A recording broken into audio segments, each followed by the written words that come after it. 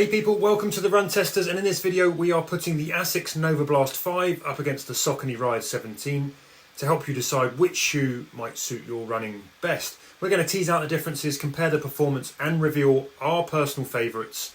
So let's get into it in the ASICS Novablast 5 versus Saucony Ride 17 head to head.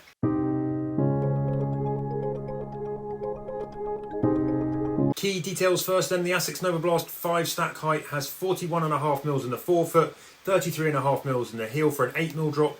The Saucony Ride 17 comes in at 35mm in the heel, 27mm in the forefoot, also for an 8mm drop. When it comes to weight, ASICS managed to shave a little bit off the Novablast 5, and our UK men's 8.5, it now tips the scales at a pretty impressive 8.9 ounces or 251 grams. The Saucony Ride 17 weighs in 10.3 ounces or 293 grams in the same size. On price, the RRP for both shoes is $135 in the UK and $140 in the US. Now you can find the Ride 17 in sales under £100 and under $100.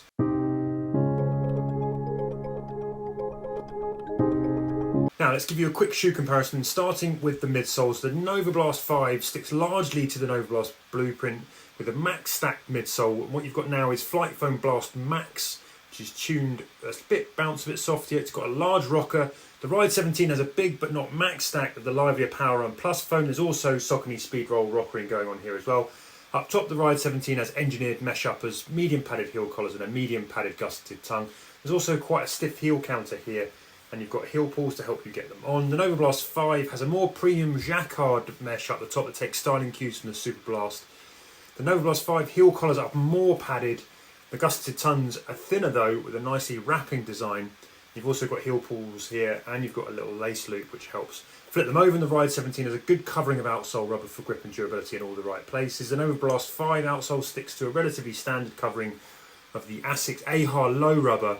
You're not getting that kind of top level grippiest AHA Plus that you'll find on the ASICS Superblast 2 though, but you've got pretty good coverings here to protect those midsoles.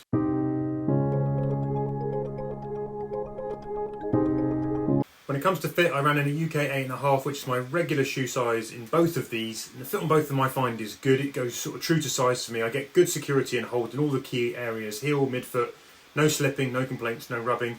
The Novablast 5 is considerably roomier in the toe box than the Ride 17, but the Ride 17 still offers ample wiggle room up there too. I like the airy fit of both shoes. Now some people have found that the Novablast 5 is a bit too spacious, but I've got wide feet with quite high insteps, so they sort of fit nicely for me, and I like space in shoes, particularly as I'd use these for longer miles. So in both I would recommend going true to size. So the fit for me in these two shoes, the Ride 17 is definitely a bit more on the thinner side when it comes to shoe width. It's fine for me, I've got fairly average width feet, but I think that the Ride 17 is probably a little bit more restrictive if you've got wider feet. Not massively, I think it's a fairly averagely width shoe. But if you compare it to the Novablast 5, I think this is a little bit more forgiving in the width of the shoe. Also a little bit longer as well. But definitely, if you're veering more towards the wider side of feet, then Novablast 5 has probably got a little bit more give in it than the Ride 17. But I will stick to my size of both of these shoes. I'm a size 8 in the UK. These are both size 8s, and I found them to be very, very comfortable and didn't have any issues in either of them. So I still stay to my size, but just take that into consideration on the slightly thinner width of the Ride 17.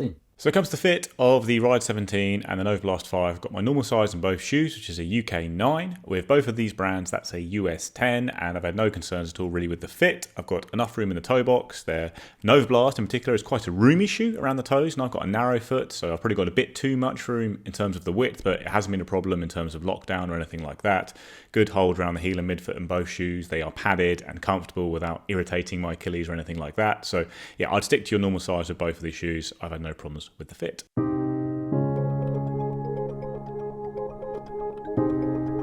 Now in testing, I've run loads of miles in the Saucony Ride 17. It's one of my go-to shoes for my casual run, so I use it a lot when I'm not testing other shoes and when I'm really just looking for reliable comfort for those easy miles. I've covered well north of 50 miles in the Novablast 5, including a full 4-hour solo marathon test. This video on the channel coming soon. I've used both shoes across the same range of paces and terrain, covering slow and easy, long runs, right up to faster intervals and progression runs. And as usual, I've run mainly on the tarmac, on the asphalt, on the road, but with some light off-road too to test the stability. River paths, that kind of thing, into the park sometimes. Now, a quick take on both shoes. I love the Ride 17. There's excellent disappearing comfort, a really good ride that balances cushioned landings with a rolling response and a bit of springy energy. For me, it's one of those shoes that feels natural straight out of the box the moment you put it on. It's not a totally effortless shoe, but it's very easy for covering long miles, just clipping along, whether you're moving slow and easy or you're pushing things slightly more up tempo. It's not super soft, it's not super energetic, but it's nicely consistent, good stability, good reliable ride, and I think it's pretty good value overall. The ASICS Novablast 5 is a very competent daily trainer too, but it has somewhat sort of maybe left me a bit torn. It offers a nice smooth ride that responds well on toe off, and it feels springy but controlled when you're feeling good running with good form and pushing the pace. That's when the Novablast 5 I think feels most energetic, when you're feeling like you're energetic. But it's also cushioned enough to accommodate the slower paces as well, super comfort for easy casual miles. Though sometimes on heavier legs I find that it can be a bit sinky and a bit soggy. I've had slow runs, or at least runs where I felt tired, where the softness, certainly in a kind of slower pace form, makes it feel like the shoe is working a little bit against me somewhat. That was the case during a pretty heavy legged marathon test that I did. But even then, it still delivered comfort and protection and a reliable ride that took care of my tired feet and legs deep into that marathon test. And then I've had runs in the Novablast 5 where I'm full of energy, running in good form, really working off the forefoot. With the Novablast 5, I think it's felt more energetic. And you notice that kind of bounce that comes through in the foam. That's the way the foam's sort of tuned. I've also done a side-by-side mile with both of these shoes, one on each foot, and here is what I found. So I've just done a side-by-side mile in the Novablast 5 on my left foot. I've got the Saucony Ride 17 on the right foot. I would use these shoes for pretty much the same kinds of run. They actually feel very, very similar in terms of the softness and the cushioning you're going to get. There's more cushioning in the Novablast 5 for sure. Really sinks a bit lower than the Ride 17, comes back a bit quicker. But they're both going to take the edge off those kind of long, easy, slow miles. You've also got a little bit of a lower stack on the Ride 17, so that might be a deciding factor. I find it a little bit more stable than the Novablast 5. The Novablast 5 isn't an unstable shoe for me, but the Ride 17 is just a bit more of a reliable platform to run off. Got a big wide forefoot as well. Yeah, I like both of these shoes actually. I could do easy miles in them. I think you could do up tempo in some of them as well. So Ride 17's been out for a while now. Novablast 5 is a new shoe. Ride 17 is still a fantastic shoe. Really, really solid daily trainer. Almost a worthy successor in some ways to the Triumph 20 and 21, because now the 22 is not really the same shoe as those. The Ride 17 is very similar ride to what you're expecting from those sort of daily cushion shoes, where you want comfort, you want cushioning, but you also want to do a bit more. You want a bit of versatility for a pretty good price as well. Big fan of the Ride 17. I think it's a solid all-round running shoe. Feels quite stable, feels very comfortable to wear, but also just feels like it's got a bit more to it, a bit of responsiveness to it, and definitely a shoe that I would take with me if I was going away on holiday and I wanted something to do lots of different runs in. Also has a great outsole as well, really solid grip on the outsole and quite sturdy as well. No signs of wear or tear on my Ride 17 after about 100k of running in it over the past year. Novablast 5 is a shoe that, if I was comparing the Ride 17 to the Novablast 4, they're quite similar shoes. You get a similar experience. I'd use them for similar things. They've got the same sort of level of responsiveness. I'd probably say Novablast 4 is a little bit more bouncy than the Ride 17, but not massively. Overall, they're very comparable shoes, those two, and I think they're both very good all-rounder daily shoes that you can use for a lot of training sit at the same sort of price. Novablast 5 has changed its midsole foam to FF Blast Max, which is softer, which normally I would really, really like. But I think what it's done in the Novablast 5 is it's taken a little bit of the responsiveness away with that softness. Easy runs, it feels very, very comfortable. It's absolutely fine, no issues at all. When you're picking up the pace a bit, I've been marathon training for Valencia recently. A lot of my runs have been running at a consistent pace for an hour and a half, and when I'm doing those runs and I'm trying to maintain close to my marathon time, so I'm at 4:30, 4:40 per kilometre, what I'm looking for is a shoe that helps me out a bit and gives me a little bit nice turnover, maybe a little bit of bounce, a little bit of responsiveness, so I can just maintain that pace for a consistent period. Ride 17 would be fine at that. It just really smoothly, you can move along nicely, and it really helps you. It's nice turnover and nice bit of responsiveness. Novablast 5, if I'm trying to run for a longer period at a pace that isn't really, really comfortable for me, which is about 4:30, I'm pushing myself to do that pace. doesn't seem to be helping me. The midsole foam feels a little bit sluggish, and it doesn't quite give me a lot of energy back when I'm running at that pace. Easier paces is fine. I'm not expecting it to do anything particularly amazing at easy pace. You do get a little bit of bounce back from that midsole foam, but I think when you're running faster, you're probably putting a little bit more pressure into that midsole foam, and you're just not getting as much back as I'd normally like from a shoe that I'm doing faster training in. So the Novablast 5, whereas the Novablast 4 was a really good all-rounder shoe, very similar to the Ride 17, I'd say that the Novablast 5 is now firmly an easy day shoe, a comfortable shoe that you tick off the miles in, but you're not going to go out and run fast efforts in it or use it for interval sessions or anything like that. That's not a bad thing, unless you want versatility. And a lot of people do want versatility these days. And that was one of the good things about some of the Novablast versions, is that you could use them as your one shoe that you'd buy and you do lots of different training sessions in. I don't think the Novablast 5 is going to be able to do that now. I think it's just a little bit too easy day orientated, and I think that it will struggle.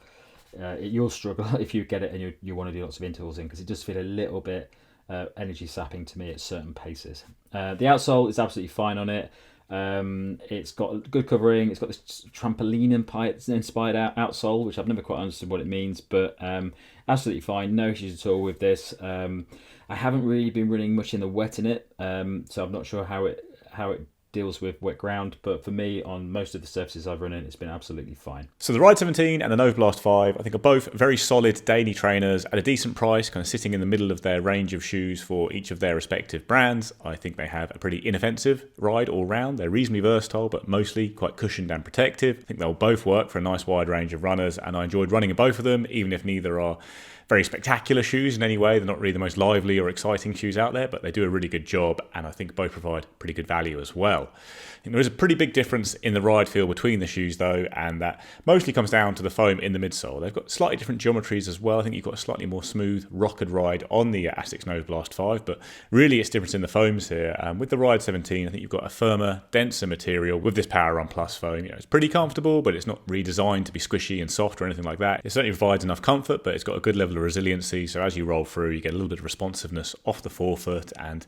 it is quite a versatile foam all around. I think it is just quite dense and heavy though, is the way I feel about it. So although I like the shoe and I like this foam, I think it's just not perfect for me. I'm quite a high cadence runner. I'm not the heaviest runner in the world, and I think sometimes I don't really sink in enough into this foam to get a lot of rebound out of it, because it is quite dense, like I say. Whereas Novablast 5, I found the foam on the new shoes to be really nice. Like, it's certainly got a softer ride than the Ride 17. You sink in a bit more, but I haven't any problems with it feeling mushy or anything like that. It's bounced back nicely for me, and I have found it quite a nice sprightly ride, a shoe I've enjoyed using quite a lot. I know the other guys have found it not that versatile and a bit too mushy and soft, but I think it's got a good level of softness actually. It's comfortable at the back there, and then I do roll through it quite well and get a bit of spring off the toes. Again, neither of these are the most lively foams, like I say. They're not really super foams or anything like that. They're comfortable, not giving you a huge amount of punch or anything like that, but they do feel good underfoot without necessarily being amazing. As I mentioned, I did find the Novablast a bit smoother myself. As a heel striker, I find I just move through my foot strike a little bit better, and it disappears on the foot a little bit more than the Ride 17 for me, which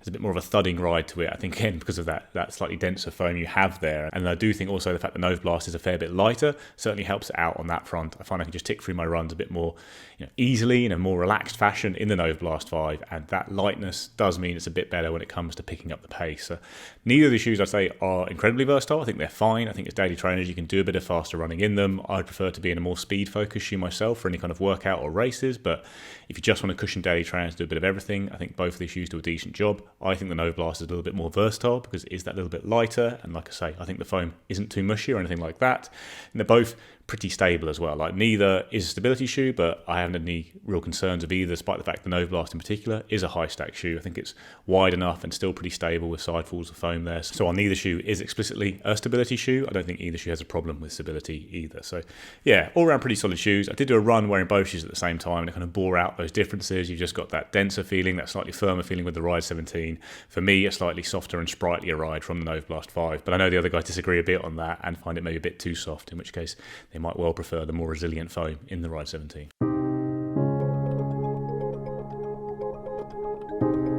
Okay, my verdict on these two shoes, it's a pretty easy one for me. When I look at daily shoes in this category, I'm looking for a shoe that can do lots of different things. If I'm comparing these two when it comes to being daily all-rounders, the Ride 17 is by far the superior shoe. You just get a lot more of everything really. It's a bit more stable, it's a bit more responsive, it's got a nicer turnover for me, and it just feels like you can do a lot of different things in it. The only thing it doesn't do amazingly well for me is easy runs, and the Novablast 5 does do that, and that is really what the Novablast 5 is now. It's a comfortable, easy daily training shoe, which it's competing with more of those sort of cushioning shoes now. I think things like the Bluxer Slim Max, the New Balance More V5, shoes like that, where you're just buying a shoe for comfort and cushioning, and you're not really doing a lot of other training in it. I think that's what this shoe is now. I don't think it's especially designed for lots of versatility. That's not a bad thing.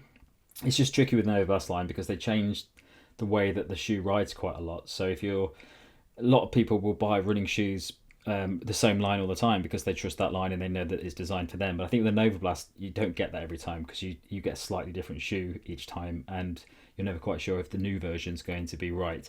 But if you're looking at these two shoes and you want a really good all-rounder shoe, solid, does everything you want, I'd go for the Ride 17. If you're just looking for comfort in easy day sessions, I probably still wouldn't get the Novablast 5 because even though it focuses on that easy day stuff, I think there are better easy day shoes out there. I think if you're looking for pure comfort and cushioning, I'd go for the New Balance More V5.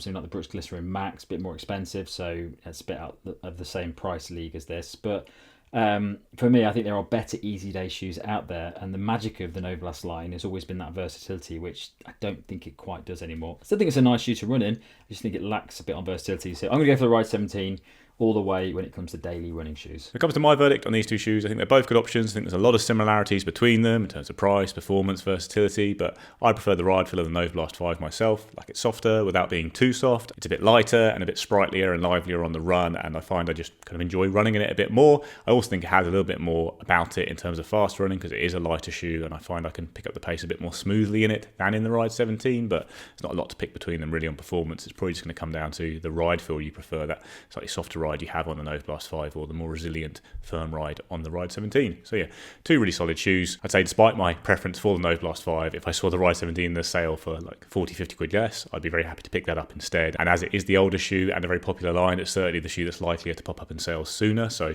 yeah, I would look out for that because you're probably going to get a good deal on the Ride 17 soon. Verdict then, and I think these two shoes cover very similar types of run. They're better at the easy end, but they're capable up towards marathon pace as well. I think they're both very competent daily trainers as well.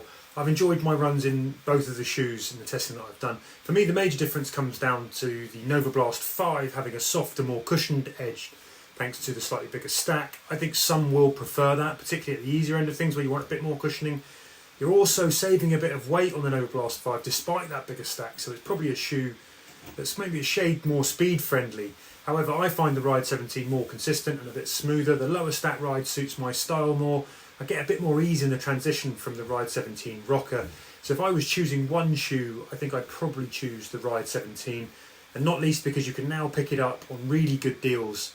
It'll do the same job, I think, as the Novablast 5 overall in terms of the runs, just a bit cheaper. The Novablast 5, though, is still a good shoe. So there you have it. That's been our head-to-head between the Saucony Ride 17 and the ASICS Novablast 5. We hope you found it informative and helpful. If you liked it enough to want more, make sure you hit the subscribe button, ring the bell as well to hear when more videos land on the channel. If you're after a daily trainer, I'm going to pop a video up on the channel now. You should go and check it out. That's our pick of the best dailies. Otherwise, thanks for stopping by, and until next time, happy running, people.